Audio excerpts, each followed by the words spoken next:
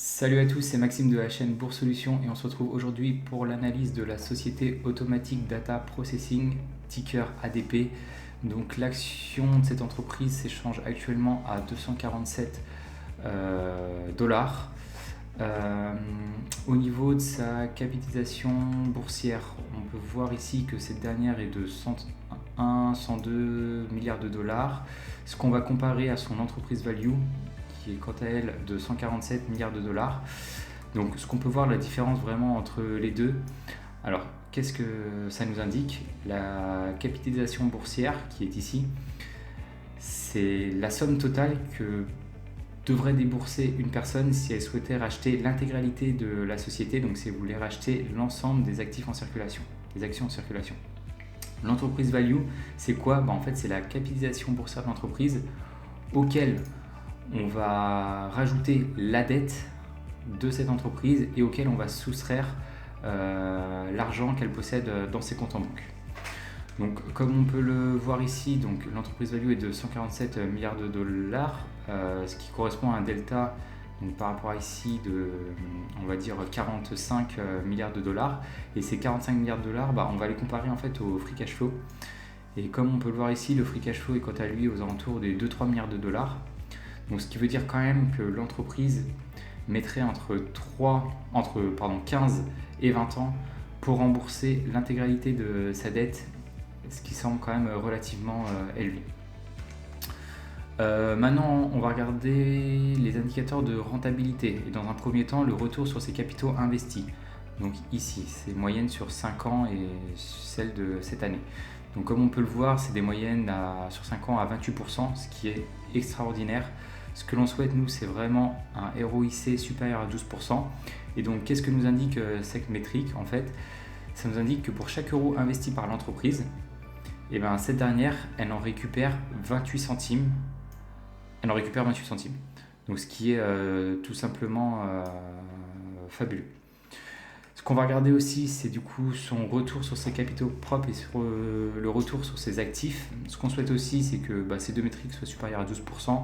Donc on peut le voir ici que c'est clairement le cas pour le retour sur ses capitaux propres ici qui est à plus de 100%.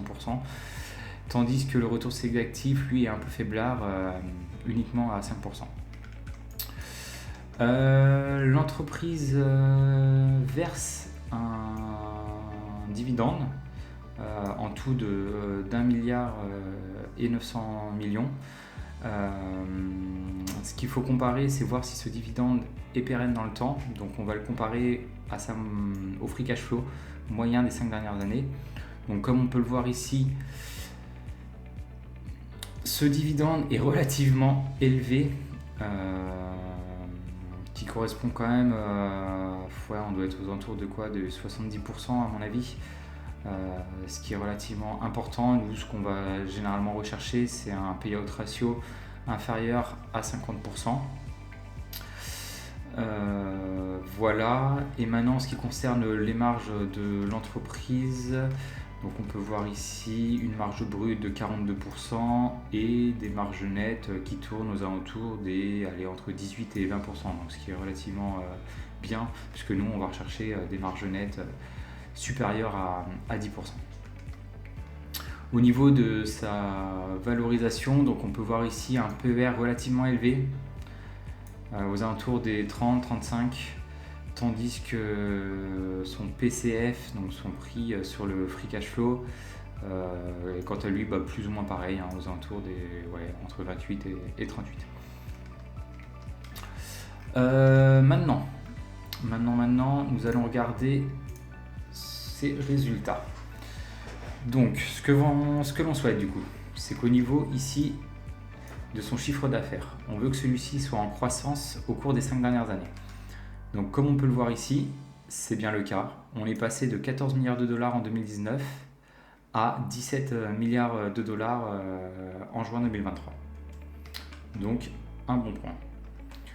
Maintenant, nous allons regarder son résultat net. Donc ce qu'on veut, c'est que lui aussi, son résultat net soit en croissance au cours des 5 dernières années. Et donc là, c'est toujours bel et bien le cas, puisqu'il est passé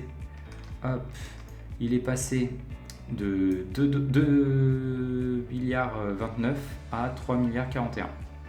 Donc un autre bon point pour l'entreprise. Ce qu'on va regarder maintenant aussi, ce qui est très important, c'est son nombre d'actifs en circulation. Donc ce qu'on veut, c'est on veut que le nombre d'actifs en circulation soit stable dans le temps ou bien qu'il soit en décroissance. Parce qu'on ne veut pas que l'actionnaire soit dilué. Et donc comme on peut le voir ici, l'entreprise est passée de 433 millions d'actions à 412 en juin 2023. Donc encore une fois, un autre bon point pour l'entreprise. La société rachète régulièrement ses propres actions. Seul petit point noir, si vous vous rappelez bien, on a regardé que les PER et les PCF étaient aux alentours des entre 28 et 38, on va dire, ce qui semble relativement élevé. C'est-à-dire que l'entreprise rachète ses actions, à mon avis, un peu trop cher. Donc du coup, ce n'est pas si exceptionnel que cela. Ce qu'on aurait préféré, limite, c'est que l'entreprise garde un niveau constant d'actifs en circulation et réutilise ses sous pour investir autre part ou pour rembourser sa dette. Donc voilà. Maintenant, nous allons regarder le free cash flow, comment celui-ci se comporte.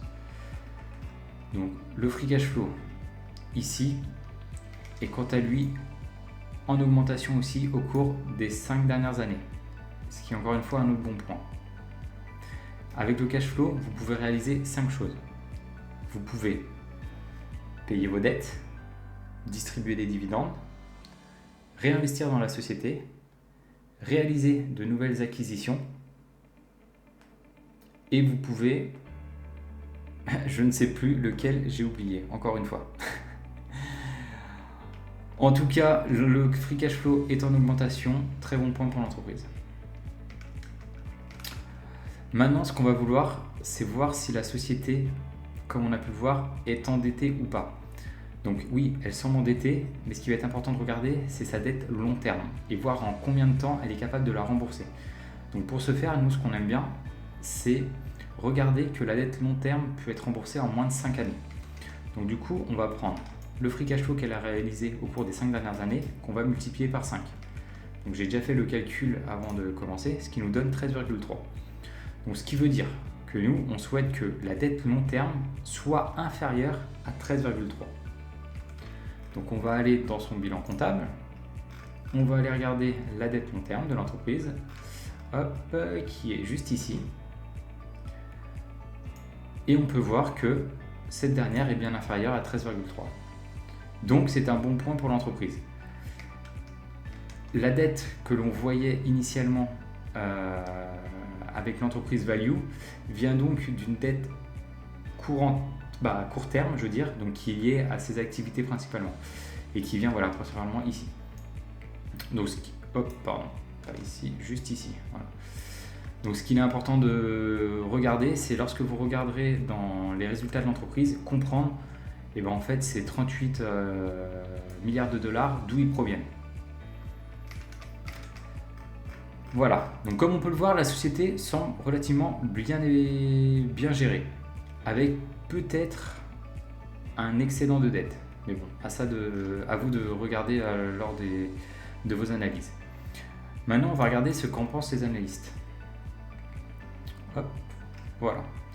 Alors, au cours des 5 prochaines années, donc les analystes s'attendent à une augmentation du bénéfice par action, ici, passant de un peu plus de 8 dollars par action à 12, ce qui représente une augmentation de ce qu'on voit, on doit être autour des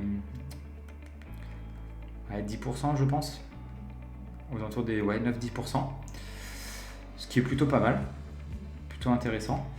Et on va regarder maintenant la croissance du chiffre d'affaires. Et là, les analystes prévoient aussi une croissance du chiffre d'affaires passant de 18 milliards de dollars à 23 milliards de dollars. Ce qui représente une augmentation de, on doit être autour des 5,5%, je pense, quand on voit ici. Après, ce qu'il faut savoir, c'est que les analystes ont tendance à être légèrement positifs, un peu trop à mon goût. Donc du coup, on va prendre ça en compte dans notre Stock Analyzer Tool. Donc, à quel prix devons-nous acheter la société ?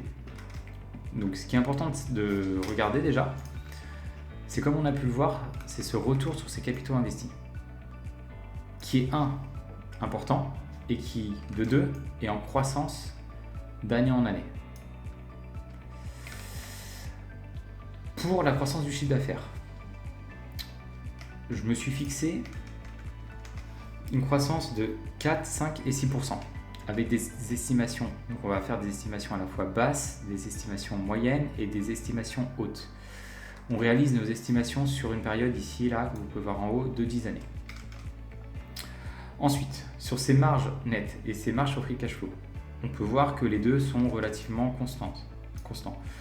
Donc du coup, j'ai indiqué des marges de 16% pour les estimations basses, 17,5% pour les estimations moyennes et 19% pour les estimations hautes. Maintenant, pour le PER et le PCF. Vous ne devez pas vous fier à ce que vous voyez ici, à sa moyenne du PER là, cette année. Ce qu'il faut voir, c'est se dire, ok, l'entreprise, d'ici 10 années, à combien j'estime qu'elle pourrait s'échanger. Donc il faut savoir que l'indice S&P 500, sa moyenne de PER ou PCF est de 15. Et donc en fonction de ça, vous allez pouvoir ajuster en disant si l'entreprise est de bonne qualité, eh ben, elle mérite probablement un PER et un PCF au-dessus des 15. Et en plus, si elle a de la croissance de son chiffre d'affaires et surtout un retour sur investissement important, alors dans ce cas-là, vous pouvez augmenter ces métriques. Donc c'est pour cette raison que l'entreprise, comme on peut le voir, elle croît quand même toujours.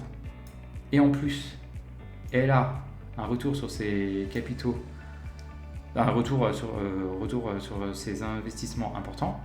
Donc dans ce cas-là, je lui ai mis une borne basse de 15 et une borne haute de 19. Et maintenant, je vais mettre ce qu'on appelle une marge de sécurité, qui va correspondre au rendement que je souhaite avoir. Si je voulais investir sur un ETF S&P 500, celui-ci me rapporterait entre 9 à 10% par an. Donc forcément, le fait de réaliser du stock picking, j'ai envie d'avoir un rendement un peu plus important. Sinon, ça ne sert à rien de s'embêter à essayer de trouver la bonne action. Donc c'est pourquoi moi je me mets toujours des rendements de 12%, 13,5% et 15%. Et donc, plus l'estimation elle est haute, plus j'aurai besoin de cette marge de sécurité. Donc c'est pour ça qu'ici, j'ai mis une valeur plus importante pour mon estimation haute. Donc maintenant, on va analyser tout ça et on va voir ce que ça va nous indiquer. Donc, qu'est-ce que ces chiffres nous indiquent ? Les chiffres nous indiquent tout simplement que si les estimations... Voilà. Si les estimations les plus basses se réalisent et que vous souhaitez réaliser un rendement de 12% par an au cours des 10 prochaines années, alors vous devez payer la société 90 $. Maintenant, si les estimations moyennes se réalisent et que vous souhaitez un rendement de 13,5% par an, alors il faudra payer l'entreprise 102 $ pour avoir ce rendement. En revanche, si c'est les estimations les plus hautes qui se réaliseront au cours des 10 prochaines années, alors vous devez payer l'entreprise 115 $ pour réaliser un rendement de 15% par an. Maintenant, les trois autres chiffres en bas nous indiquent quoi ? Eh bien, ils nous indiquent tout simplement que si vous payez actuellement l'action à son prix tel qu'elle est actuellement de 247 $, alors vos retours sur investissement seront négatifs si les estimations basses se réalisent. Ils seront de 1,68% si les estimations moyennes se réalisent et seront de 4,5% si les estimations hautes se réalisent. Donc voilà, ça peut vous paraître peut-être un peu confus. Dans tous les cas, n'hésitez pas à nous laisser des commentaires. On prendra un plaisir à vous répondre. Dans tous les cas, n'hésitez pas à liker cette vidéo si elle vous a plu, si vous aimez ce format. Et n'hésitez pas à vous abonner pour ne pas louper les prochaines analyses d'entreprise. C'était Maxime, ciao!